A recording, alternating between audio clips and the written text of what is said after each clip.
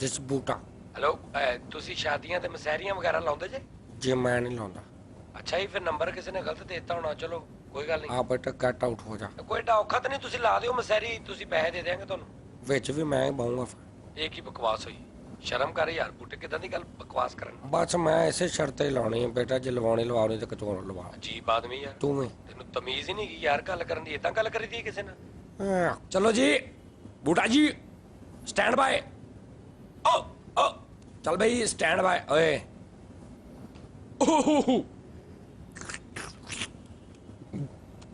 चलो जी camera action roll stand bye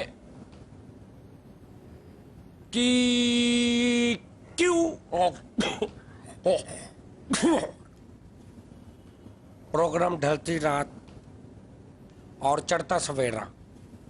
नाज़रीन कोई प्रोग्राम कलरबाजी में मैं हूँ आपका मशहूर है आजम चाचा बूटा।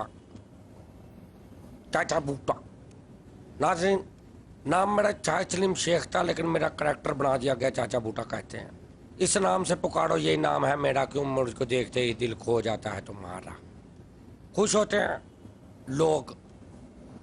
चाचा बूटा असल में मेरा नाम नहीं है, लेकिन आपकी मोहब्बत ने मुझे चाचा बूटा कर दिया, और मेरे लिए एजाज़ भी है। नाज़रीन आज मेरे प्रोग्राम में मेरे मुकद्दर के सिकंदर अनीस था।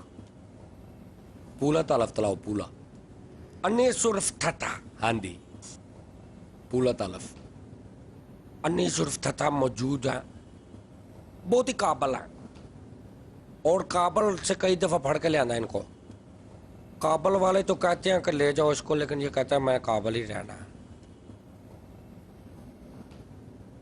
और ऑन द अदर हैंड मेरे साथ बैठे हैं तोकीर तांदलियां वाला से।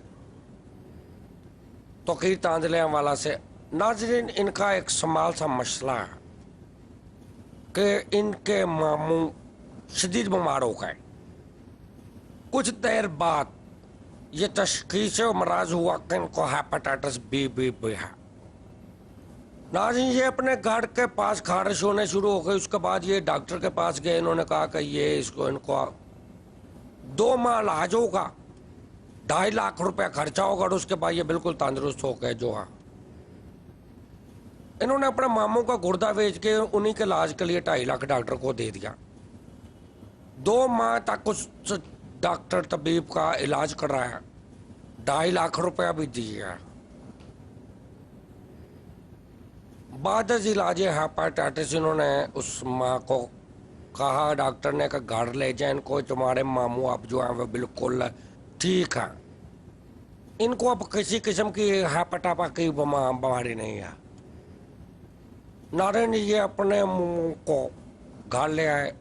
डॉक्टर ने इनको कहा कि जो मर्जी मुर्ग मसलम तेज मिर्च खाई जाए, और कोई दवाई नहीं खानी, पर रज के रोटी खाओ। ये थाला मतला तुसी दसना ते ओनू तातो बुलाया ते। ठीक है ओनू पुछो ना, ओनू पुछो ते ती मतला आप ही दसी जाने। अच्छा सर, जब हम मामू को घर में लेके आए हैं तो उनकी तबीयत 1 हफ्ता तक ठीक रही है। तो दला थुलू तो भाजी तो थुलू तो दसो ना किदा होया ती मतलब बनया ਤੁਹਾਨੂੰ ਤਿੰਨੇ ਤੇ ਆਤੇ तो ले ते जाना। सर वो दोस्त ने कहा था कि डॉक्टर साहब बीमार कोई हमारे मामू हैं हेपेटाइटिस बी का ना इलाज करते हैं, वो बहुत अच्छा इलाज करते हैं वो। तो हम उनके पास ले गए हैं, तो उन्होंने कहा था कि 2 माह तक इलाज होगा इसका, तो 2.5 लाख रुपया लगेगा। तो हमने कहा चलो ठीक है, दार पकड़ के जैसे भी हमने 2.5 लाख रुपया कर लिया। होम्योपैथ थी या एलोपैथ थी या ती? ओए ते पाया बाद च पता लगा कि क्वालिफाइड डॉक्टर ही नहीं है। ਇਹ ਵੀ ਪਲੇ ਲਿੱਥੇ ਨੇ, ਇਹਨਾਂ ਨੂੰ ਇੰਨੀ ਤੇ ਅਦਲ ਮੌਤ ਹੋਣੀ ਚਾਹੀਦੀ ਤੇ ਅਸੀਂ ਤੇਰੇ ਦਾਤਾ ਦੇ ਤੋਂ ਲੈ ਤੇ ਤੱਲੇ। वो हर पल डॉक्टर रहा। अथा हर्बल ट्रीटमेंट। सर उन्होंने फिर 2 माह तक इलाज किया, तो मेरे मामू की तबीयत कुछ ठीक हो गई थी, तो उन्होंने कहा कि बिल्कुल ठीक हो गए हैं, तो घर ले जाए इन्हें, और कुछ मेडिसिन लिख के दी हैं, और कुछ बताया कि परहेजी खाने से। हेलो हेलो हेलो अस्सलाम वालेकुम जी। वालेकुम सलाम। ਜੀ ਮੈਂ ਹਕੀਮ ਇਮਤਿਆਜ਼ ਅਲੀ ਸ਼ਿਕਾਰਪੁਰ ਤੋਂ ਬੋਲ ਰਿਹਾ ਜੀ। ਮੈਂ ਹੈਪੇਟਾਈਟਸ ਦਾ ਬਹੁਤ ਅੱਛਾ ਇਲਾਜ ਕਰਦਾ ਇਹਦੇ ਮਾਮੂ ਨੂੰ ਮੈਂ ਠੀਕ ਕਰ ਦਿਆਂਗਾ ਜੇ ਤੁਸੀਂ ਕਹੋ ਤੇ। ਉਹ ਨਹੀਂ ਉਹ ਭਾਈ, ਹੁਣ ਅਸੀਂ ਦੂਜਾ ਗੁਰਦਾ ਵੇਚ ਕੇ ਤੈਨੂੰ ਪੈਸੇ ਦੇਈਏ ਉਹਦੇ। ਹਾਂਜੀ ਮੈਂ ਤੁਹਾਨੂੰ ਦੱਸਦਾ ਜੀ, ਮੈਂ ਇੱਕ ਐਡਾ ਮਸ਼ਹੂਰ ਹਕੀਮ ਆ। ਮੈਂ ਦੁਨੀਆ ਦੀ ਹਰ ਬਿਮਾਰੀ ਦਾ ਇਲਾਜ ਹਦਵਾਣੇ ਨਾਲ ਕਰਦਾ, ਤਰਬੂਜ ਨਾਲ। ਮੈਂ ਇੱਕ ਪਿੰਡ 'ਚ ਦੁਕਾਨ ਪਾਈ ਬੂਟਾ ਜੀ। ये मेरे को ਸੁਣੋ ਤੇ ਸਹੀ मसला ਨਾ, ਸੁਣੋ ਤੇ ਸਹੀ ਗੱਲ। ਮੇਰੇ ਕੋਲ ਮਰੀਜ਼ ਆਇਆ ਜੀ, ਉਹਨੂੰ ਨਮੂਨੀਆ ਹੋਇਆ ਸੀ। ਮੈਂ ਉਹਨੂੰ ਤੋਂ ਦਵਾਣਾ ਖਵਾਇਆ, ਉਹ ਮਰ ਗਿਆ।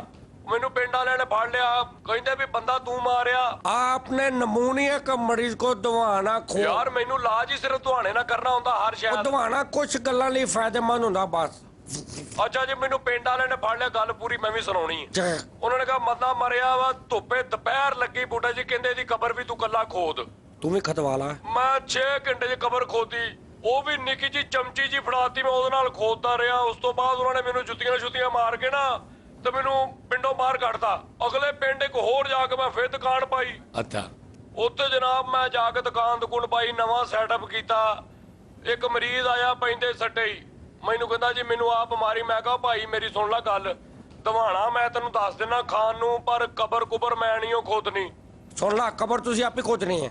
ਆਹੋ ਯਾਰ, ਇੱਕ ਮੈਂ ਇਲਾਜ ਕਰਾਂ ਉੱਤੋਂ ਮੈਂ ਕਬਰਾਂ ਵੀ ਮੈਂ ਖੋਦਾਂ। ਦੱਸੋ ਯਾਰ, ਹਦਵਾਣਾ ਇੱਕ ਐਸੀ ਕਮਾਲ ਚੀਜ਼ ਆ, ਇਹਦੇ 'ਚ ਕਈਆਂ ਬਿਮਾਰੀਆਂ ਦਾ ਇਲਾਜ ਆ। ਹਾਂਜੀ, ਹਾਂਜੀ। ਇੱਕ ਮਰੀਜ਼ ਦਾ ਮੈਨੂੰ ਫੋਨ ਆਇਆ, ਕਹਿੰਦਾ ਵੀ ਡਾਕਟਰ ਸਾਹਿਬ ਮਸਰੂਫੀਅਤ ਇੰਨੀ ਆ, ਤੁਹਾਡੇ ਕੋਲ ਆਉਣ ਦਾ ਟਾਈਮ ਨਹੀਂ ਲੱਗਦਾ। ਅੱਛਾ ਮੈਂ ਫੋਨ 'ਚ ਹੀ ਉਹਨੂੰ ਕਿਹਾ ਵੀ ਦਵਾਣਾ ਖਾ। ਅੱਛਾ ਉਹਨੇ ਮਹੀਨਾ ਦਵਾਣਾ ਖਾਦਾ ਜੀ। ਅੱਛਾ।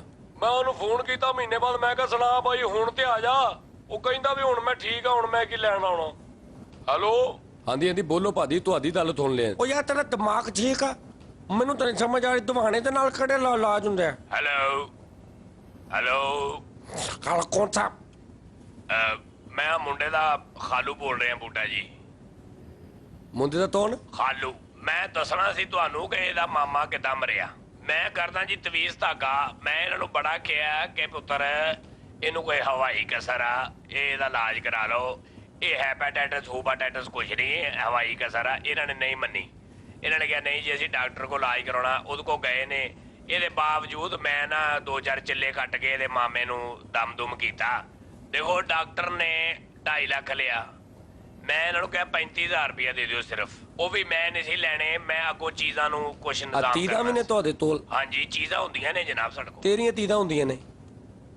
ਉਹ ਤੱਤੇ ਉਹ ਬਾਹਰ ਦੀਆਂ ਚੀਜ਼ਾਂ ਹੁੰਦੀਆਂ ਨੇ। ਉਦਾਲੋ ਤੇ ਨਾ ਮੇਰੇ ਤੋਲ ਬਾਅਦ ਦੀਆਂ ਤੀਦਾਂ ਹੁੰਦੀਆਂ ਨੇ। ਮੈਂ ਪੁੱਛਣਾ ਦੀ ਬਾਅਦ ਦੀਆਂ ਤੀਦਾਂ ਤੇ ਮਹਿੰਦੀਆਂ ਹੀ ਬੜੀਆਂ ਹੁੰਦੀਆਂ। ਮੈਨੂੰ ਤੇ ਤਾਈ ਦੀ ਹੋਵੇ ਤੇ ਤੇਥੋਂ ਓਏ ਮਿਲਦਾ। ਉਹ ਚੀਜ਼ਾਂ ਨਹੀਂ।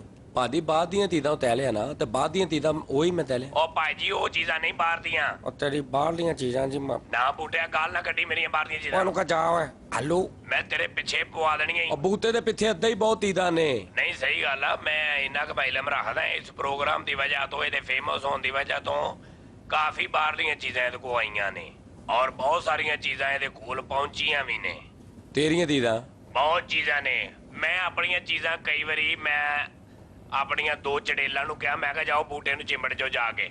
ਉਹ 2 ਚੜੇਲਾਂ ਮੇਰੀਆਂ ਗਈਆਂ ਨੇ, 15 ਕੁ ਮਿੰਟ ਬਾਅਦ ਵਾਪਸ ਆ ਗਈਆਂ। ਮੈਂ ਕਿਹਾ ਕੀ ਹੋਇਆ? ਉਹ ਕਹਿੰਦੀਆਂ ਭਾਜੀ ਉਹਨੂੰ ਕਹੋ ਪਹਿਲੇ 4-5 ਵਾਰੀ ਕਿਸੇ ਮਹਿੰਗਾ ਬੰਦਾ ਨਾ, ਫੇਰ ਅਸੀਂ ਉਹਨੂੰ ਚਿੰਬੜਾਂਗੇ ਜਾ ਕੇ। ਮੈਂ ਫਿਰ 2 ਜਿੰਨ ਭੇਜੇ। ਮੈਂ ਕਿਹਾ ਜਾਓ ਇਹ ਬੂਟੇ ਨੂੰ ਚਿੰਬੜੋ ਜਾ ਕੇ। ਉਹ ਵੀ ਵਾਪਸ ਆ ਗਏ। ਮੈਂ ਕਿਹਾ ਕੀ ਹੋਇਆ? ਕਹਿੰਦਾ ਭਾਜੀ ਉਹਦੇ ਅੰਦਰੋਂ ਤੇ ਰੇਸ਼ੇ ਦੀ ਬਹੁਤ ਆਉਂਦੀ। ਮੈਂ ਫਿਰ 2 ਪਰੀਆਂ ਭੇਜੀਆਂ। ਮੈਂ ਕਿਹਾ ਜਾਓ ਬੂਟੇ ਤੇ ਆਸ਼ਕ ਹੋ ਜਾਓ। ਉਹ ਤੇ ਅਗਲੇ ਦਿਨ ਜਿਹੜੀਆਂ ਗਾਲਾਂ ਕੱਢਦੀਆਂ ਵਾਪਸ ਆਈਆਂ ਬੂਟੇ ਨੂੰ। ਮੈਂ ਕਿਹਾ ਕੀ ਹੋਇਆ? ਕਹਿੰਦੀਆਂ ਅਸੀਂ ਉਹਦੀਆਂ ਆਸ਼ਕ ਹੋਈਆਂ। ਉਹ 3 ਘੰਟੇ ਬਾਅਦ ਸਾਨੂੰ ਇੱਕ ਕੋਠੀ ਦਾ ਐਡਰੈਸ ਦੇ ਕੇ ਕਹਿੰਦਾ ਤੁਸੀਂ ਇੱਥੇ ਜਾਓ, ਮੈਂ ਸਵੇਰੇ ਤੁਹਾਨੂੰ ਲੈਣ ਆ ਜਾਊਂਗਾ। ਬਿਜ਼ਨਸਮੈਨ। ਮੈਂ ਜਨਾਬ ਇਸ ਬੰਦੇ ਦਾ ਪੁਤਲਾ ਬਣਾ ਕੇ ਨਾ ਮੈਨੂੰ ਕਬਰਸਤਾਨ 'ਚ ਦੱਬ ਕੇ ਆਇਆ ਕਿ ਬੂਟਾ ਮੇਰੇ ਕਾਬੂ ਹੋ ਜੇ। ਇਹ ਐਸਾ ਨੈਸ਼ ਆ, ਉੱਥੋਂ ਪੁਤਲਾ ਪੁੱਟ ਕੇ ਜਾ ਕੇ ਲੱਕੀ ਰਾਣੀ ਸਰਕਸ ਵਾਲਿਆਂ ਨੂੰ 350 ਦਾ ਵੇਚ ਆਇਆ। ਭਾਜੀ ਇਹ ਤੇ ਤੁਸੀਂ ਬਤਵਾ ਤਾਦੇ ਪਏ ਨਾ। ਹੁਣ ਆਪਣਾ ਅਸਲ ਮਸਲਾ ਦੱਸੋ, ਮਸਲਾ ਕੀ ਹੈ? ਮਸਲਾ ਕੀ ਆ, ਜਿਹੜਾ ਬੱਚਾ ਬੈਠਾ ਨਾ, ਇਹਦੇ ਮਾਮੂ ਮਰ ਗਏ ਨੇ ਨਾ। ਆਓ। ਉਹ ਮੈਨੂੰ ਦੇ ਦਿਓ, ਮੈਂ ਠੀਕ ਕਰਾ ਲਾਂਗਾ। ਅੱਛਾ ਮੈਂ ਉਹਨਾਂ ਦਾ ਸੌਫਟਵੇਅਰ ਕਰਾ ਲਾਂਗਾ, ਸ਼ਾਇਦ ਚੱਲ ਪੈਣ। ਅੱਛਾ ਇਹਨਾਂ ਨੇ ਵੀ ਤੇ ਸਾੜਨਾ ਹੀ ਆ, ਅੱਛਾ। ਤੇ ਮੈਨੂੰ ਦੇ ਦੇਣ, ਮੈਂ ਸਹੀ ਕਰਾ ਲਾਂਗਾ। ਮੈਨੂੰ ਤੁਹਾਡੇ ਮਸਲੇ ਦੀ ਸਮਝ ਆ ਰਹੀ ਹੈ ਜਨਾਬ। ਮੈਂ ਬੱਚੇ ਨੂੰ ਦੇਣਾ ਤੇ ਮਾਮੂ ਦੀ ਡੈਥ ਬੋਡੀ ਤੁਹਾਨੂੰ ਦੇ ਦੇਣੇ। ਜਿਹੜੇ ਹੈਪਾਟਾਈਟਸ ਬੀ ਨਾ ਮਰੇ ਤੇ ਸੌਫਟਵੇਅਰ ਦਾ ਮਸਲਾ ਹੁੰਦਾ। ਤੋ ਖੁਦਾ ਦਾ ਖੌਫ ਥਾਦਾਰ। ਭਾਈ ਜਾਨ ਹੈਪਾਟਾਈਟਸ ਬੀ ਵਾਲੇ ਬੰਦੇ ਜਿਹੜੇ ਨੇ ਉਹ ਠੀਕ ਹੋ ਜਾਂਦੇ ਹੁੰਦੇ ਨੇ। ਤੇ ਤੁਹਾਨੂੰ ਤੇਰੀ ਇਹਦੀ ਥੀ ਹੈ? ਸੀ ਮੈਨੂੰ ਹੈਪਾਟਾਈਟਸ ਐਕਸ ਆ। ਅੱਛਾ ਜੀ। ਇਹ ਚੀਜ਼ਾਂ ਇਹਦੇ ਕੋਲ ਆਈਆਂ ਨੇ, ਔਰ ਬਹੁਤ ਸਾਰੀਆਂ ਚੀਜ਼ਾਂ ਇਹਦੇ ਕੋਲ ਪਹੁੰਚੀਆਂ ਵੀ ਨੇ। ਤੇਰੀਆਂ ਤੀਦਾਂ? ਬਹੁਤ ਚੀਜ਼ਾਂ ਨੇ।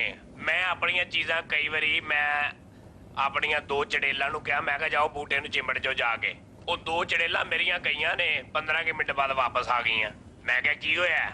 ਉਹ ਕਹਿੰਦੀਆਂ ਭਾਜੀ ਉਹਨੂੰ ਕਹੋ ਪਹਿਲੇ 4-5 ਵਾਰੀ ਕਿਸੇ ਮਹਿੰਗਾ ਬੰਦਾ ਨਾ, ਫੇਰ ਅਸੀਂ ਉਹਨੂੰ ਚਿੰਬੜਾਂਗੇ ਜਾ ਕੇ। ਮੈਂ ਫਿਰ 2 ਜਿੰਨ ਭੇਜੇ, ਮੈਂ ਕਿਹਾ ਜਾਓ ਇਹ ਬੂਟੇ ਨੂੰ ਚਿੰਬੜੋ ਜਾ ਕੇ। ਉਹ ਵੀ ਵਾਪਸ ਆ ਗਏ। ਮੈਂ ਕਿਹਾ ਕੀ ਹੋਇਆ? ਕਹਿੰਦਾ ਭਾਜੀ ਉਹਦੇ ਅੰਦਰੋਂ ਤੇ ਰੇਸ਼ੇ ਦੀ ਬਹੁਤ ਆਉਂਦੀ। ਮੈਂ ਫਿਰ 2 ਪਰੀਆਂ ਭੇਜੀਆਂ, ਮੈਂ ਕਿਹਾ ਜਾਓ ਬੂਟੇ ਦੇ ਆਸ਼ਕ ਹੋ ਜਾਓ। ਉਹਦੇ ਅਗਲੇ ਦਿਨ ਜਿਹੜੀਆਂ ਗਾਲਾਂ ਕੱਢਦੀਆਂ ਵਾਪਸ ਆਈਆਂ ਬੂਟੇ ਨੂੰ। ਮੈਂ ਕਿਹਾ ਕੀ ਹੋਇਆ? ਕਹਿੰਦੀਆਂ ਅਸੀਂ ਉਹਦੀਆਂ ਆਸ਼ਕ ਹੋਈਆਂ। ਉਹ 3 ਘੰਟੇ ਬਾਅਦ ਸਾਨੂੰ ਇੱਕ ਕੋਠੀ ਦਾ ਐਡਰੈਸ ਦੇ ਕੇ ਕਹਿੰਦਾ ਤੁਸੀਂ ਇੱਥੇ ਜਾਓ, ਮੈਂ ਸਵੇਰੇ ਤੁਹਾਨੂੰ ਲੈਣ ਆ ਜਾਊਂਗਾ। ਬਿਜ਼ਨਸਮੈਨ ਮੈਂ ਜਨਾਬ ਇਸ ਬੰਦੇ ਦਾ ਪੁਤਲਾ ਬਣਾ ਕੇ ਨਾ ਮੈਨੂੰ